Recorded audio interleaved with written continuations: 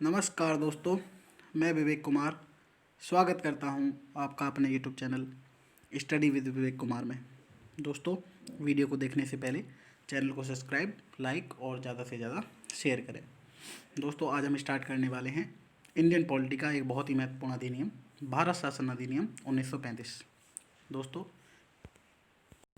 इस अधिनियम की भारत के संविधान के विकास में एक बहुत ही महत्वपूर्ण भूमिका है, या ये कह लीजिए कि इस अधिनियम के बहुत सारे प्रावधान हमारे वर्तमान के भारतीय संविधान में लिए गए हैं।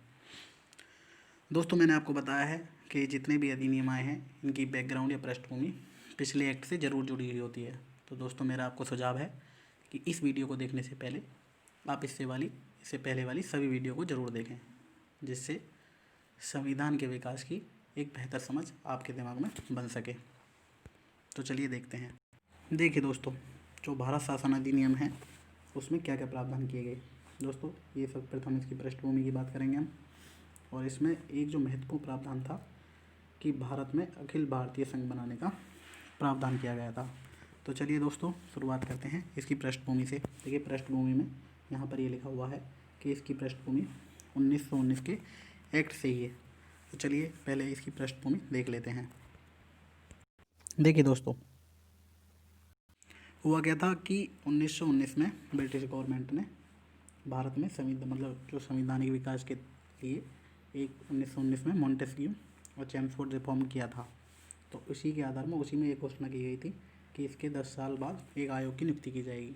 लेकिन जो ब्रिटेन में जो प्रधानमंत्री थे उन्होंने पहले ही इस कमीशन की नियुक्ति कर दी, कि उन्होंने सोचा कि बाद में गवर्नमेंट बने या ना बने, इसलिए ये जो रिफॉर्म्स है अपने ही काल में कर दिए जाएँ। तो 1927 में ही साइमन कमीशन की नियुक्ति कर दी गई। और नियुक्ति का कारण यह था कि जो गवर्नमेंट ऑफ इंडिया के जो 1919 का भारत शासन अधिनियम है उसमें जो प्रोविजंस किए गए हैं उनका रिव्यू करें और ये बताएं कि भारत में कौन कौन से रिफॉर्म्स होने चाहिए संविधान के लिए। और जो भारतीय लीडर्स थे इस कमीशन का विरोध कर रहे थे। वह विरोध क्यों कर रहे थे? विरोध का कारण यह था कि संविधान का विकास हो रहा था भारत में, और इस आयोग में एक भी भारतीय नहीं था। जितने भी थे यहाँ सभी अंग्रेज लोग थे, और इसमें एक भी भारतीय को शामिल नहीं किया गया था। तो भारतीयों ने इसका काफ़ी विरोध किया और काफ़ी नारे लगाए। आपने हिस्ट्री में पढ़ा भी होगा, जिसमें लाला लाजपत राय की मृत्यु होती है 1928 में। आप ये हिस्ट्री में पढ़ेंगे, लेकिन हम फिलहाल पॉलिटी के दृष्टिगत पढ़ेंगे इसे सब चीज़। तो देखते हैं क्या किया गया। तो ब्रिटिश गवर्नमेंट ने जब ये भारतीय जो लीडर थे ये विरोध कर रहे थे, तो उन्होंने भारतीयों को एक चैलेंज दिया और ये कहा कि अगर आप एक ऐसा कॉन्स्टिट्यूशन बना सकते हैं कि जिसमें सभी भारतीयों की सहमति हो, तो आप अपनी रिपोर्ट दे सकते हैं। और जब हम साइमन कमीशन की रिपोर्ट या ये जो रिपोर्ट आएगी इसके साथ साथ आपकी भी रिपोर्ट को कंसीडर कर लेंगे। तो इंडियन लीडर जो भी थे उन्होंने इस चैलेंज को एक्सेप्ट किया और एक कमेटी बनाई, और इस कमेटी में 7 सदस्य थे, और 7 सदस्य में जो इसके अध्यक्ष थे वो थे मोतीलाल नेहरू। और इस रिपोर्ट को इसलिए कहा जाता है नेहरू रिपोर्ट। इधर जब मई 1930 में, देखिए 1928 में नेहरू रिपोर्ट आ गई थी। एक तो ये बात थी इसकी पृष्ठभूमि की। और 1930 में साइमन कमीशन ने भी अपनी रिपोर्ट पब्लिश कर दी थी 1930 में। ये बात आपको याद रखनी है कि 1930 में जो साइमन कमीशन था उसने अपनी रिपोर्ट पब्लिश कर दी थी, और अगस्त 1928 में ही नेहरू रिपोर्ट आ गई थी। अब इसके अलावा जो मोहम्मद अली जिन्ना थे, जो मुस्लिम लीग के सर्वा कह सकते हैं आप उन्हें, उन्होंने भी अपनी एक 14 पॉइंट्स की मांग रखी, जिन्हें कहते हैं 14 सूत्री मांग। उन्हें ऐसा लगता था कि जो नेहरू रिपोर्ट है उसमें मुस्लिमों की जो मांगे हैं वो मांगी नहीं जाएंगी या उन्हें माना नहीं जाएगा। तो जब साइमन रिपोर्ट, नेहरू रिपोर्ट और जिन्ना के ये जो 14 पॉइंट हैं, इन तीनों को कंसीडर करने के लिए ब्रिटेन में 3 राउंड टेबल यानी 3 गोलमेज सम्मेलन हुए 1930 से 1932 तक। तो ये दोस्तों इसकी पृष्ठभूमि हुई, ये आप याद रख सकते हैं। और दोस्तों, इन तीनों रिपोर्टों को कंसीडर करने के बाद ब्रिटिश गवर्नमेंट ने जो 1935 का भारत शासन अधिनियम है इसे पारित किया या रिफॉर्म्स किए। तो इसके प्रावधान देखने से पहले और कुछ उत्तरदायी कारक के बारे में मैं आपको बताऊंगा। दोस्तों, इस रिफॉर्म्स को लाने के लिए एक बड़ा कारण स्वराज दल की भूमिका भी मान सकते हैं। तो आपको पता होगा कि जब 1922 में चोरी चोरा कांड के बाद गांधी जी ने असहयोग आंदोलन को वापस ले लिया था, तो मोतीलाल नेहरू और सी आर दास ने मिलकर एक दल, स्वराज दल का गठन किया था, और उन्होंने 1923 के जो चुनावों में भाग लिया था और इस दल को काफ़ी सफलता मिली थी और इन्होंने जो ब्रिटिश के कार्य थे या सरकारी कार्य थे इसके द्वारा उनका विरोध किया था। तो ये भी एक उत्तरदायी कारण है कि इस रिफॉर्म को लाया गया था। चलिए दोस्तों, अब इस जो 1935 के प्रावधान थे उन्हें देख लेते हैं। चलिए देखिए दोस्तों, अब इस अधिनियम के हम प्रावधानों की चर्चा कर लेते हैं।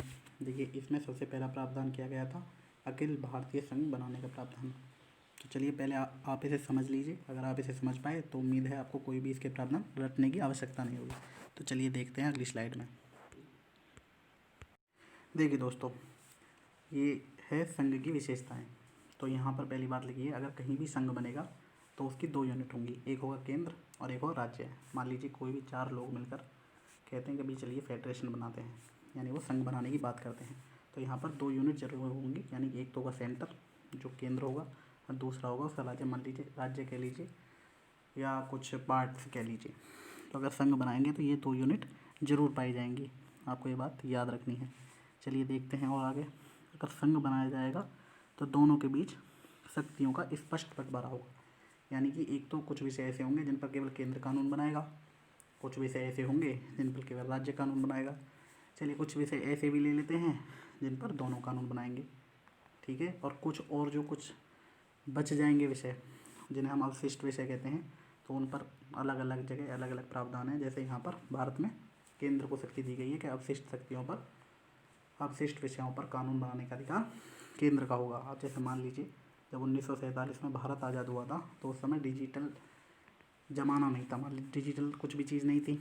तो अब जो भी डिजिटल कानून बनाने का अधिकार है अब वो केंद्र के पास है, स्वतः ही अपने आप पहुंच जाएगा वो केंद्र के पास। तो ये बात आपको याद रखनी है।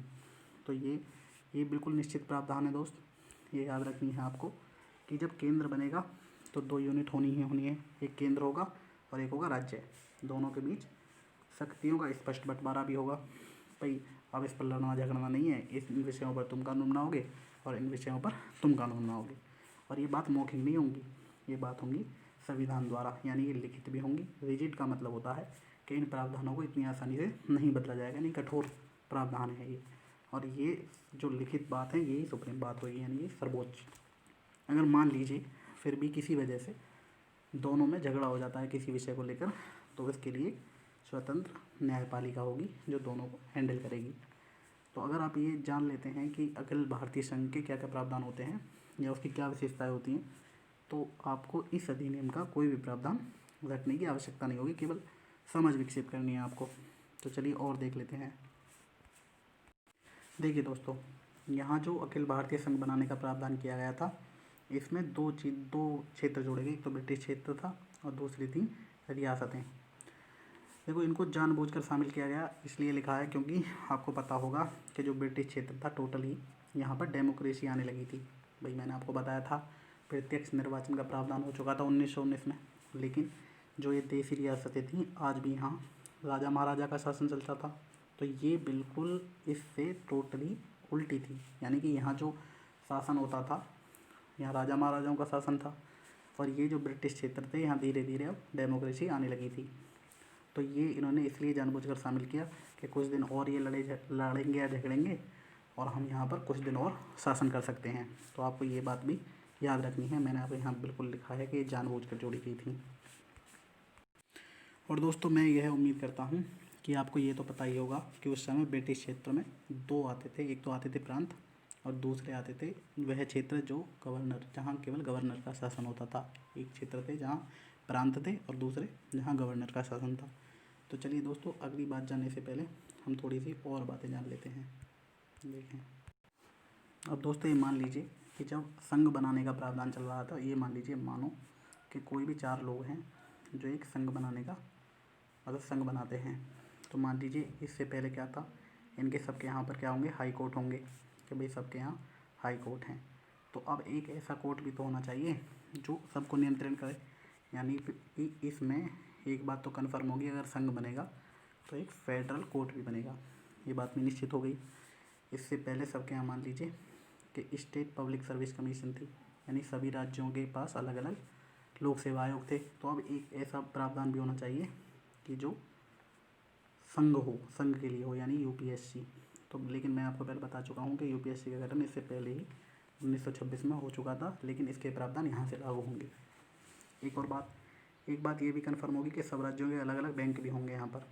तो अब एक ऐसा बैंक भी हो जो संघीय बैंक हो, यानी केंद्रीय बैंक। तो दोस्तों यहाँ से स्थापना होगी रिजर्व बैंक ऑफ इंडिया की। अच्छा, इसके लिए जो रिजर्व बैंक ऑफ इंडिया है 1934 में एक यंग हिल्टन आयोग बनाया गया था और उसकी अनुशंसा के आधार पर आरबीआई की स्थापना की गई। तो आपको एक भी बात इस मतलब अधिनियम की रटनी नहीं होगी, आपको केवल ये ध्यान रखना है कि अगर संघ बनेगा तो ये प्रावधान तो ऑटोमेटिक होंगे ही होंगे। भाई सभी चीज़ों को नियंत्रित करने के लिए एक केंद्र स्तर पर भी सुप्रीम पावर होनी चाहिए, चाहे वो कोर्ट के लिए हो तो फेडरल कोर्ट भी यहाँ पर बनेगा, न्यायालय, बैंक कह लीजिए तो बैंक भी यहाँ पर बनेगा, और एक संघ लोक सेवा आयोग भी बनेगा। तो यहाँ पर क्योंकि अखिल भारतीय संघ बनाने का प्रावधान किया गया था इस अधिनियम में, तो ये प्रावधान तो इस अधिनियम में होंगे ही होंगे। तो इस चीज़ को आपको रटने की कोई आवश्यकता नहीं होगी। तो चलिए आगे के और प्रावधान देखते हैं। देखिए दोस्तों, यहाँ पर ये लिखा हुआ है, ये मैं आपको बता चुका हूँ कि तीनों तो जहाँ पर संघ बनेगा वो अपने आप ही बन जाएंगे। यहाँ पर एक इस अधिनियम का यह प्रावधान था कि यहाँ जो प्रांतीय स्वायत्तता थी वो दे दी गई, यानी जो प्रांतों में द्वैध शासन था उसकी समाप्ति कर दी गई। अच्छा, मैंने आपको यह बात पहली भी वीडियो में बताई थी कि ये जो द्वैध शासन के जो परिणाम थे वो भयंकर होंगे और 1935 के अधिनियम में इसे समाप्त कर दिया जाएगा। लेकिन जो केंद्र स्तर पर द्वैध शासन की शुरुआत की गई थी, मैंने आपको बताया था यहाँ पर 3 सूची बनेंगी, संघ प्रांत और समवर्ती सूची। भाई संघ सूची पर कानून बनाने का जो अधिकार होगा वो केंद्र का होगा, और प्रांत सूची पर कानून बनाने का अधिकार प्रांतों का होगा, और समवर्ती सूची पर कानून बनाने का अधिकार दोनों का होगा। लेकिन जब कॉन्ट्राडिक्शन यानी विवाद होगा तो समवर्ती सूची के विषय पर कानून बनाने का अधिकार केंद्र को होगा। और दोस्तों इस अधिनियम के द्वारा यह प्रावधान था कि जो अवशिष्ट शक्तियाँ हैं, जो मैंने आपको बताया था, जो आने वाली शक्तियाँ होंगी जिनका इन तीनों सूचियों में कहीं जिक्र नहीं किया गया है या उल्लेख नहीं किया गया है, उन शक्तियों पर कानून बनाने का जो अधिकार है वो गवर्नर जनरल को होगा। देखिए दोस्तों, इस अधिनियम के और कुछ महत्वपूर्ण प्रावधान देख लेते हैं। देखो, इस अधिनियम में प्रस्तावना का अभाव था, यानी कि जो 1919 में जो अधिनियम आया था उसमें प्रस्तावना को लिया गया था, लेकिन इस अधिनियम में प्रस्तावना का अभाव था। और यहाँ पर जो प्रस्तावना थी वो 1919 के भारत शासन अधिनियम की ही थी। अच्छा, ये दोनों कितने महत्वपूर्ण प्रावधान नहीं है आपके लिए, आप इन्हें छोड़ सकते हैं, ये तो फैक्चुअल इन्फॉर्मेशन है और ये कभी बातें पूछी नहीं जाती एग्जाम में। अच्छा, ये जो लिखे हुए हैं स्टेटमेंट ये आप याद रख सकते हैं। तो यहाँ पर जवाहरलाल नेहरू ने इस अधिनियम को कहा था कि अनेकों ब्रेकों वाली इंजन रहित गाड़ी। पहली बात तो ये है कि इंजन रहित गाड़ी एक तो वैसे ही नहीं चलने वाली, चलेगी तो जब उसमें और बहुत सारे ब्रेक लगा दिए गए हैं। और इसे मोहम्मद अली जिन्ना ने सड़ा हुआ कहा था और नेहरू ने ही कहा था गुलामी का नया चार्टर। ये तो ये 3 स्टेटमेंट जो मुझे लगता है कि काफ़ी महत्वपूर्ण है, तो आप इन्हें याद रख सकते हैं। दोस्तों, अगर इस अधिनियम की अन्य मुख्य प्रावधान की बात करें तो जो स्लाइड में नहीं लिखा गया है वो आप ये याद रख सकते हैं कि इस अधिनियम के द्वारा जो वर्मा था उसे भारत से पृथक कर दिया गया था, या भारत के शासन से पृथक कर दिया गया था। ये आप याद रख सकते हैं, क्वेश्चन कई बार पूछा गया है परीक्षाओं में कि बर्मा को भारत शासन से अलग किस अधिनियम के द्वारा किया गया था। तो आप ये याद रख सकते हैं कि 1935 के अधिनियम द्वारा बर्मा को भारत शासन से अलग कर दिया गया था। दोस्तों, आपको एक बात और याद रखनी है, आपने एक प्रावधान पढ़ा होगा भारत के संविधान में आर्टिकल 356, जिसे राष्ट्रपति शासन कहते हैं।